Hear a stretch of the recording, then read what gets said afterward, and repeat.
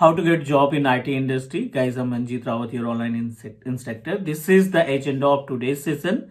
I wanted to share my experience क्योंकि पिछले कुछ महीनों से I am getting lots of response, lots of messages from non IT people जो हमारे यूट्यूब की वीडियोस देखते हैं या फिर हमारे लिंक्डइन के पोस्ट को देखते हैं. So I receive multiple messages on my LinkedIn and also getting lots of response in my WhatsApp number. सो अभी रिसेंटली एक मैसेज आया था मेरे पास जिनका total experience up to 6 years है, but in non IT industry. Right, उन्होंने सेल्स के पोस्ट पे परफॉर्म किया है, as a management task perform किया है, बैक ऑफिस में उन्होंने जॉब परफॉर्म की है, but now they are planning to be a part of IT industry. So उनका क्वेश्चन यही था कि क्या इतना सारा एक्सपीरियंस लेने के बाद भी हम आईटी में अपनी स्टार्टिंग कर सकते हैं, आईटी इंडस्ट्री में जॉब पा सकते हैं या नहीं.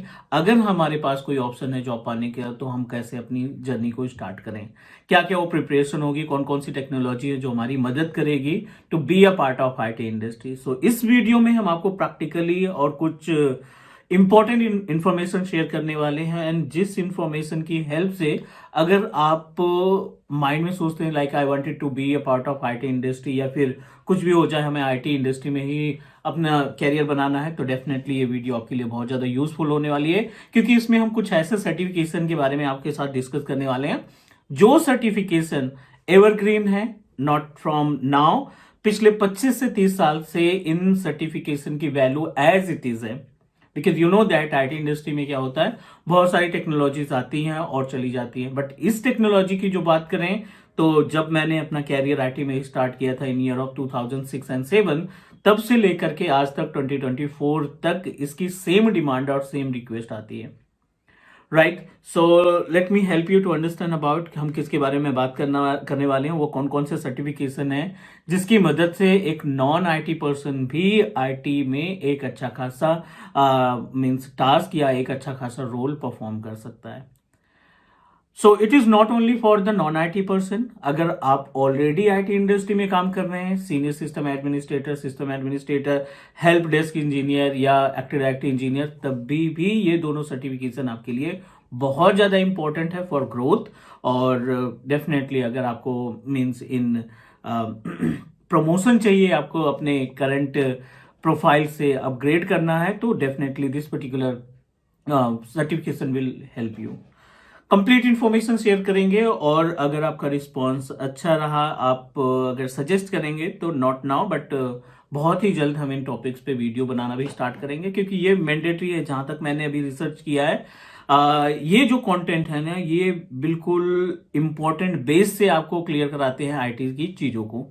चलिए मूव करते हैं, हम फटाफट से आपको दिखाते हैं कि हम बेसिकली किसके बारे में बात करने वाले हैं जो एक नॉन आईटी पर्सन को भी आईटी इंडस्ट्री में जॉब दिला सकता है. I am talking about the certification. So basically these certifications are, ज्यादा नहीं, हम 2 सर्टिफिकेशन के बारे में बात करेंगे. I am talking about CompTIA A+ और CCNA routing and switching. CompTIA A+ जो है ये आपको बेस समझाता है कि आपका जो कंप्यूटर है, आपका जो लैपटॉप है या फिर जो भी आप सर्वर्स वगैरह आने वाले टाइम पे इस्तेमाल करेंगे, उसकी स्टार्टिंग कैसे होती है. मींस अगर आप इसके कंटेंट को उठाकर देखेंगे, इसके सिलेबस को उठा के देखेंगे, तो बहुत ही ग्राउंड लेवल से इनके कंटेंट को फिल्टर किया गया है. Like in day 1, according to the content, day 1 in syllabus 1 और मॉड्यूल 1, इन्होंने पूरी तरीके से डेस्कटॉप को असेंबल करना सिखाया है. Means assemble in the sense कि अगर हम सिस्टम यूनिट ओपन करते हैं अपने लैप डेस्कटॉप का, तो उस सिस्टम यूनिट के अंदर कौन कौन से कंपोनेंट्स इन्वॉल्व होते हैं और किस कंपोनेंट का क्या टास्क रहता है.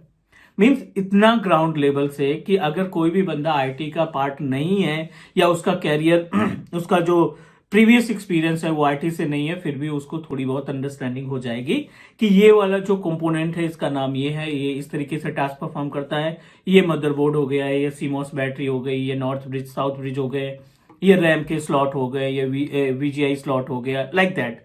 A to Z information about our system unit, about motherboard, कौन कौन से पोर्ट्स अवेलेबल होते हैं मदरबोर्ड के ऊपर और उन पोर्ट्स को किस तरीके से इस्तेमाल किया जाता है, ये सारी इंफॉर्मेशन आपको डे 1 में डिस्क्राइब की जाती है या मॉड्यूल 1 में डिस्क्राइब की जाती है. इसका बेनिफिट ये है, एक तो ये कि आपका कॉन्फिडेंट बिल्ड होता है कि जब आपको सिस्टम के बारे में थोड़ा बहुत आइडिया लगता है तो डेफिनेटली अगर आपको उसकी इंफॉर्मेशन पता है, उस पर्टिकुलर कंपोनेंट या उस पर्टिकुलर टूल या उस पर्टिकुलर हार्डवेयर पार्ट की मीनिंग पता है, तो डेफिनेटली अगर कोई इश्यूज आते हैं उस पर्टिकुलर कंप्यूटर में तो आप आसानी से उसको रिजॉल्व भी कर सकते हैं। चलिए दिखाते हैं आपको क्या क्या पार्ट हम डिस्कस करने वाले हैं। आई नो अबाउट कि ये जो वाउचर कॉस्ट है वो बहुत ज्यादा दिखाई पड़ रही है, लेकिन अगर इसकी ट्रेनिंग कॉस्ट बहुत ज्यादा है, अगर आप कॉमसीआ से डायरेक्टली ट्रेनिंग लेते हैं तो यू हैव टू पे minimum $4,000 which is really high amount, means ये बहुत ज्यादा जाएगा। आई थिंक $4,000 अप्रोक्सीमेटली 3.5 लाख के आसपास, 3.5 लाख 3,40,000 के आसपास इसकी कोर्स कॉस्ट है। So I'm planning to share the content related to CompTIA A+ 1101 and 1102। ये इसका एग्जामिनेशन कोड है। 2 सर्टिफिकेशंस की रिक्वायरमेंट होती है।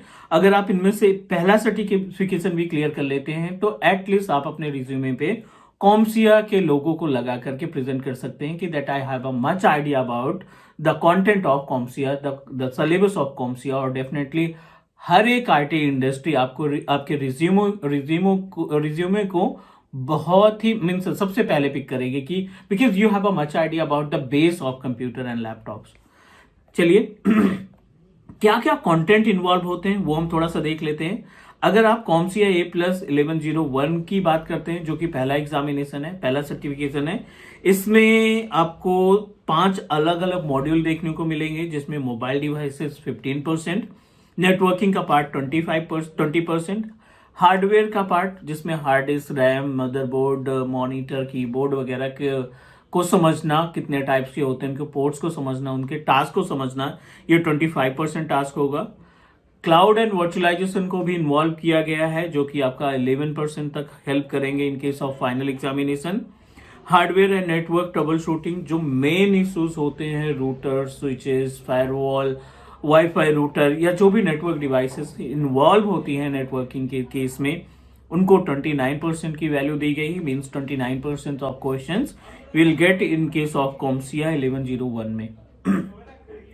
दूसरा जो एग्जामिनेशन है CompTIA A+ 1102, ये सेकंड सर्टिफिकेशन है इसका, और इसमें 3 मॉड्यूल आपको देखने को मिलेंगे। पहला है ऑपरेटिंग सिस्टम 31%, जितने भी तरीके के ऑपरेटिंग सिस्टम्स होते हैं, ऑपरेटिंग सिस्टम के अंदर फाइल्स कौन कौन सी होती है, ऑपरेटिंग सिस्टम में आने वाले इश्यूज को कैसे रिजॉल्व करते हैं, कौन कौन सी फाइल, कौन कौन से डेटाबेस इसमें तैयार होते हैं, वो सारी इंफॉर्मेशन आपको CompTIA A+ के दूसरे एग्जामिनेशन सर्टिफिकेशन में मिलेगी। सिक्योरिटी 25 रहेगा कि आप अपने ऑपरेटिंग सिस्टम को, आप अपने एप्लीकेशन को, ड्राइवर को, कंप्यूटर को कैसे प्रोटेक्ट करोगे, नेटवर्क को कैसे प्रोटेक्ट करोगे, उसके लिए 25% आपके पास कंटेंट रहेगा।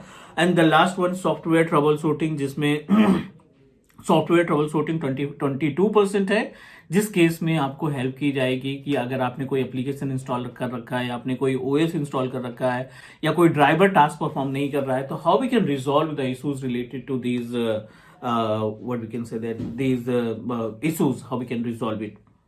ऑपरेशनल प्रोसीजर की बात करें तो ऑपरेशनल प्रोसीजर का मतलब ये है कि अगर कोई टिकट आपको मिलती है तो आप उस टिकट को कैसे रिजॉल्व करते हैं, ऑपरेशन में किस तरीके से चीज़ों को हैंडल किया जाता है, ये भी एक तरीके का ITIL की तरह टास्क परफॉर्म करता है।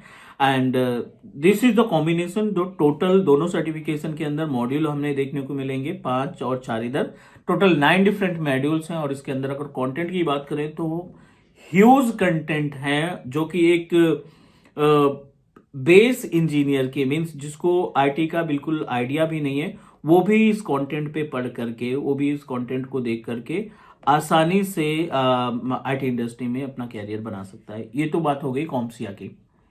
यहीं पे हम CCNA का पार्ट लेंगे थोड़ा सा, और CCNA में बहुत ज्यादा नहीं कि आपको CCNA सिक्योरिटी या डेटा सेंटर करने की रिक्वायरमेंट पड़े या CCIE की रिक्वायरमेंट पड़े। I am preparing your self for the system administrator and senior system administrator. तो रूटिंग एंड स्विचिंग बेस्ट है। आई एम नॉट सेइंग कि आपको सर्टिफिकेशन ही करना पड़ेगा, क्योंकि ये जो सर्टिफिकेशन है थोड़ा सा कॉस्टली है, CCNA की भी कॉस्ट बहुत ज्यादा है, और कॉम्सिया की भी कॉस्ट इंडिया लोकेशन में 25,000 के आसपास इसका वाउचर पड़ता है। सो आई एम नॉट सेइंग कि आपके पास सर्टिफिकेशन होना मैंडेटरी है। अगर आपको कंटेंट पता है और अगर आप बोलते हैं कि I have a much idea about the modules that required for the CompTIA A+ examination, आपको वो कंटेंट पता है और आप उसको जस्टिफाई कर पाते हैं, टेक्निकल क्वेश्चन अगर आपसे पुटअप किए जाते हैं इनसे रिलेटेड और आप उनका आसानी से रिप्लाई देते हैं, तो डेफिनेटली इनफ है किसी भी आईटी इंडस्ट्री के लिए।